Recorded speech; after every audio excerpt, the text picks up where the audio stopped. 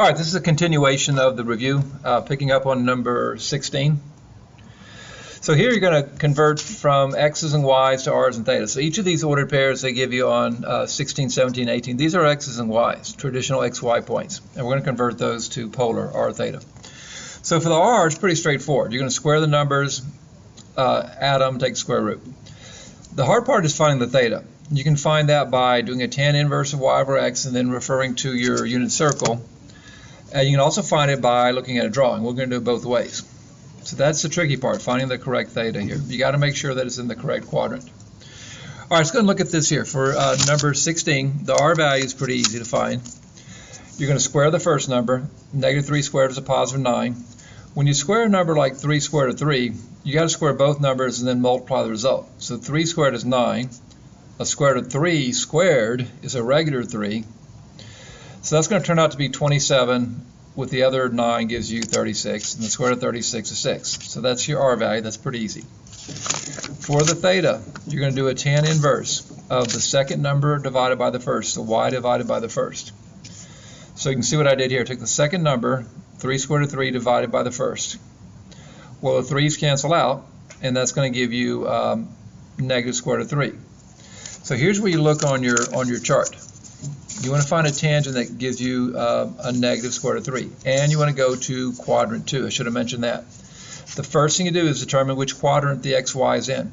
If you have a negative x and a positive y, if you go over to the left and up, you're going to be in quadrant 2. So this is a quadrant 2 problem. I need to look in quadrant 2 and find out where I have a tangent of negative square root of 3. So here's quadrant 2. Remember, tangent is second number divided by first. There's only 3 choices I have to try, here, here, here. So if I take this number divided by this, I know the 2 is going to cancel out. Guess what? I get my answer already. Square root of 3 over negative 1 is the same as negative square root of 3. I found my answer, 2 pi thirds. Don't have to go any further. If that hadn't been the right answer, I'd try this one, and then I'd try this one. There's only 3 places you have to try in quadrant 2. But anyway, my first choice was correct. 2 pi thirds is my answer. And that is how they get the angle here. So you got your angle, you got your radius, you just write down your answer. So your answer is the radius of 6, and that's supposed to be a 2 pi thirds.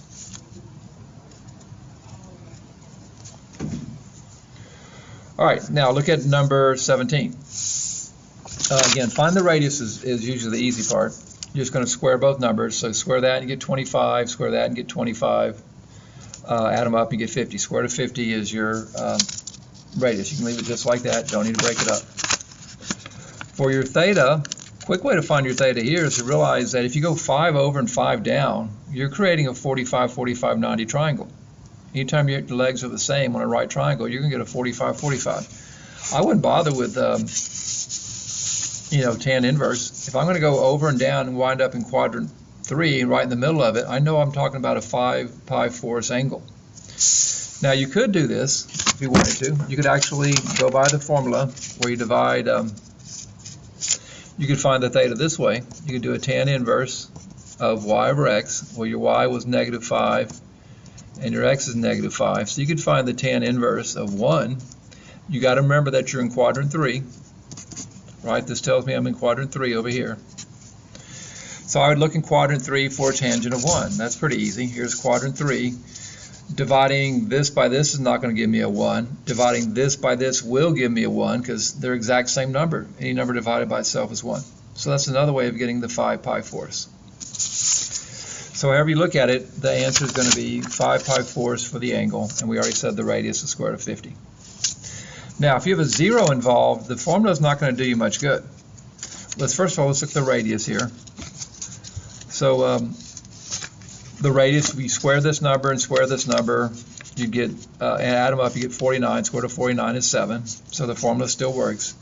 But a quicker way to do this one is just to graph this xy ordered pair. Here's your x and here's your y. That point's going to be down here. Well, when you're in polar coordinates, you give directions to a point by saying which direction you go to and how far you are from the pole. Well, this direction is straight down. Straight down in pre-calculus means 3 pi halves. So my direction is 3 pi halves. All right, so I know my theta is 3 pi halves straight down. And I know how far I am from the pole. I'm 7 units from the pole. R value is 7 units from the pole, not negative. Distances are not negative. I'm 7 units from the pole. So I have 7 here and I have 3 pi halves here. That's the quickest way of getting there. Draw the XY point, find your angle, and then ask yourself, how far is this point from the pole? It's 7 units from the pole. There's my R value. And think about it, if you plotted this, what would you do? You'd find 3 pi halves, go this direction, and you'd march out to the 7th circle. All right, so that's what I mean by this little notes here. I'll let you copy those down. Your R is from the Pythagorean theorem. Your theta can be found by tan inverse y over x. Make sure you're in the correct quadrant. You can also get theta from a drawing. Look at your drawing and ask yourself, what angle do I need to get to that point? All right, so now we get to some easier stuff, really. This here, all you're doing is making substitutions. So on these, when you're converting, you're going to use some of the same formulas we used before. R squared equals x squared plus y squared. We've used that before. We also know that x equals r cos theta, and we know that y equals r sine theta. These are the 3 substitutions you use when you're converting equations. So you have to create the situation, though, because it doesn't always have an r cos theta. Like there's not an r cos theta here. There's not an r in front of the sine. There's not an r square here. So what you do on this one is you multiply everything by r. Multiply r here, multiply r there, multiply r there, and then you get what I'm showing here, the next line. That r squared can be replaced with x squared plus y squared. The r sine theta replaced with y. The r cos theta is the same as x. And then all you got to do is set it equal to 0. Just bring everything to the left-hand side, and we'll put it in general form. That would be a circle, by the way, because of the x squared plus y squared. All right, so now going back the other way, kind of the same thing. You're going to replace y with r sine theta. Y is equal to r sine theta, but we had a square, so it's going to be r squared sine square. X is going to equal r cosine theta, but we have an x square, so it's going to be an r squared cosine square. And then 6 is just plain old 6. At this point here, what you want to do is get your r squares on the same side. And so what I did, I moved it over here. Why did I do that? Because now I can factor out that r square. When I factor out the r square, I can divide away this other factor. And so that's what you see underneath here. You could actually leave this one as r squared equals 6 over sine squared theta minus cosine squared theta, or you can take the square root. Either way is acceptable. A lot of times on the r square ones, they just leave it like that because it's kind of awkward to draw that square root sign on there. So either what I have in pen or I have in pencil that would reduce it to an r equals equation is acceptable there. All right, that's it for polar. Now let's move on to para. Remember, for para, they give you 3 things. They give you 2 equations, an x and a y equation, and they give you an interval. The interval is to help you do the t column. It says in this case your t values ranging from -2 to 2. Let's just use integers here, -2, -1, 0, 1, and 2. And then remember what you do is you plug these in into the t values for x and y. Like you put -2 in for this t here. Right, and that'll give you -4 minus 1 more produces that -5. Then you put this -2 into this t value here. Well, -2 squared would be a 4 plus 1, that's how you get a 5. So then you move to -1 and you plug it in here and you plug it in here and you get this and this. But remember, you can also use your calculator to generate those values. So pay attention in class and you'll remember how to do that. That's very easy. Just go to polar mode and type that in. But anyway, once you have the table completed, whether you do it by hand or by calculator, that gives you ordered pairs. Ordered pairs are the x, y's, and you just plot those on there. Do not draw arrowheads. This has a limited lifespan. You're going to come to a definite stop here. You put arrowheads, you're going to lose some points because these graphs do not go on forever. They are limited from -2 to 2. That's what this tells you right here. Limited lifespan. All right, so that's easy. Making a table, graphing points, super easy. If you're going to get rid of it's called eliminating the parameter. If you want to get rid of the t value, just come up with the traditional xy equation. Remember, the strategy is to solve one equation for x. Look back in your notes. Solve one equation for t, excuse me. Solve one equation for t, and then plug that back into the other one. So here we go. I'm going to solve this equation for t. I'm going to add 1 and divide by 2. And so t is equal to this according to equation 1. Then that second equation, I'm going to replace that t with the substitute that we just found. So instead of 2t squared plus 3, I got 2 all of this stuff squared plus 3. I'm just making a substitution. At this point, I don't have any x's at all, any t's at all. It's all x's and y's. Now to finish it off, you want to clean it up a little bit. You want to go ahead and square, write this as a binomial square. Square the top part, square the bottom. The 2 on top and the 4 on the bottom will reduce each other. And now you have just a 2 down here. So you'll be at this stage. And then what you want to do is get rid of the fractions. Multiply 2 times here, here, and here. Multiply 2 on everywhere. 2 here, 2 here, and 2 here. And that'll give you this next line. And then you're going to subtract 6, factor out the 2, and then you're trying to get the equation of a parabola, which is what this is here. And again, the basic form of that is going to be on the board, but you should remember that. For a parabola, you want to have a binomial square on one side and a binomial not squared on the other side. And the binomial that's not squared often has a number in front. All right, but the main thing is that you solve one equation for t and then plug it into the other. And that'll get rid of the t value altogether. All right, now same thing. If you have if this is actually a little different, it's still parametric equations, but if they give you one involving theta, you're going to have to use some of your rules. So the rule we use most often, and the one that's going to be used on the test, is this one here: cosine squared theta plus sine squared theta equals 1. All right. So what you're going to do then is you solve each of these equations for cosine theta and sine theta. So to solve this one, divide both sides by 2, and you get this. Then you're going to square both sides. I should have put a square there. Put a square both sides, and you get cosine squared equals x squared over 4.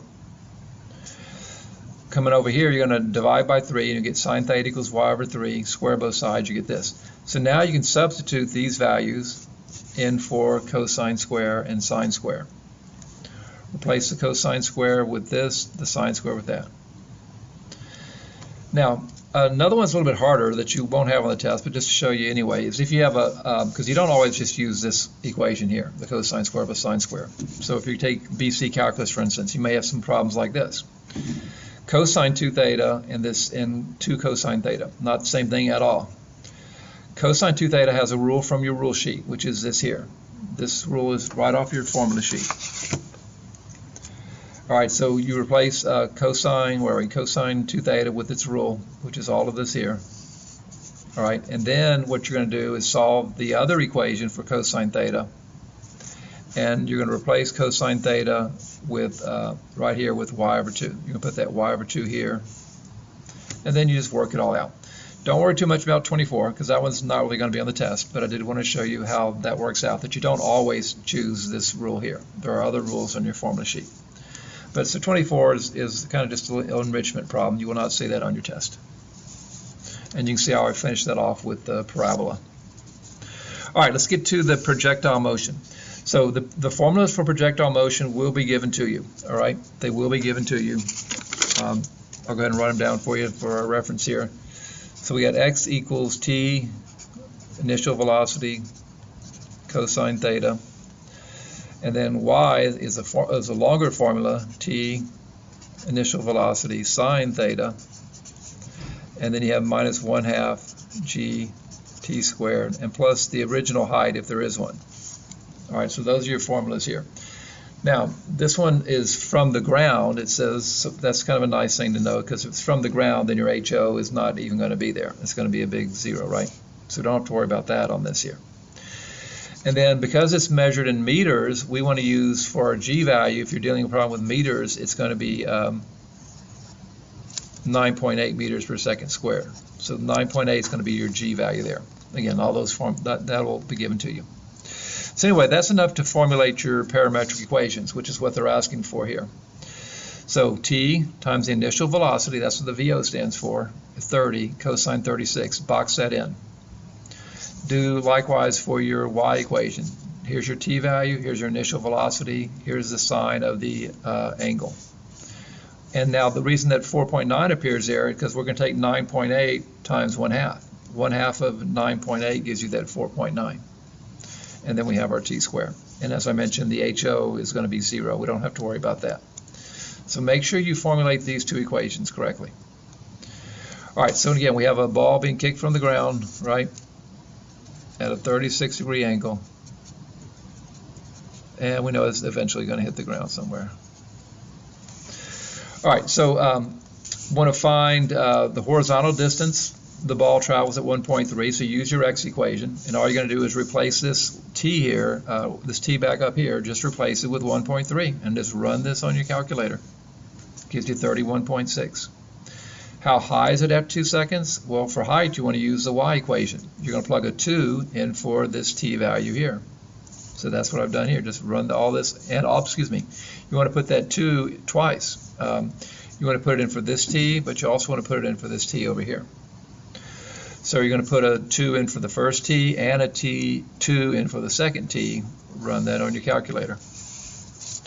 To find the maximum height of the ball, there's two ways of doing it. You can, the easiest way is just to, I'll show you the easy way. Easy way is just to use the formula that the vertex always occurs at negative b over 2a. That's the easiest way of doing it. There's another way where you split the time in flight in half, but this is easiest. So to do this, you have to realize what your b and your a are. So go back to your y equation. This is your a. That is your squared term. Let me back that up. I should need to go back to the original, not to that one. Let's go back to the original. So here's my a value. That's the a value. On a quadratic, the a value is the coefficient of the squared term. This is a quadratic, just in the wrong order. Your b value is the coefficient, the multiplier onto the t to the first term. So there's my a value, there's my b value. Don't need to worry about the c, and there's not one here anyway. The vertex rule says that if you want to find where the vertex occurs, take the opposite of your b value and divide it by 2 times your a. That's what this is saying here. All right, so here's my b value. The opposite of that means I need to put a negative on there. So the opposite of my b value divided by 2 times my a value. Well, if you run this on your calculator, you're going to get 1.8. You want to be in the degrees mode here, obviously, right? Anytime you see the little bubble there, you're going to be in degrees. Otherwise, you'll be in radians. And I should have mentioned that on these other calculations as well, on B and C. You got to make sure that you're in the degrees mode. But anyway, if you run this on your calculator, that tells you at time 1.8 is when you're going to reach a high point. You're going to reach a high point at time t equals 1.8. So what you're going to do then, to find out what that high value is, you're going to use your y equation, right? Y tells you height. So you're going to take that 1.8, you're going to plug it in here, and you're going to plug it in here. And then you're just going to run all this on your calculator in the degrees mode, and you'll get approximately 15.9, which is your maximum height. By the way, notice that your maximum height isn't too much more than this here, because that tells us that at 1.8 and 2 seconds are pretty close to each other. At 1.8 is when we get the highest point, 15.9, but just a little bit after that, we're going to be at 15.7. And also actually a little bit before 1.8 as well. Anyway, that's your that's where the maximum occurs at t equals 1.8, and then you plug that into this equation here. And let's see. Oh, I didn't show that. Y'all couldn't see that. Let me go back over that. I didn't realize I wasn't showing what I needed to show. After you find this value here, you get 1.8, and then take that 1.8 and plug it into the y equation. All right, so here's our y equation back at the top here, right? So you replace that t with 1.8, replace that t with 1.8, and replace the other t with 1.8 also. There are 2 t's on the y equation, right? And then just run that on your calculator and you'll get this here. All right, that's all for this. Make sure you go back and rework all these problems.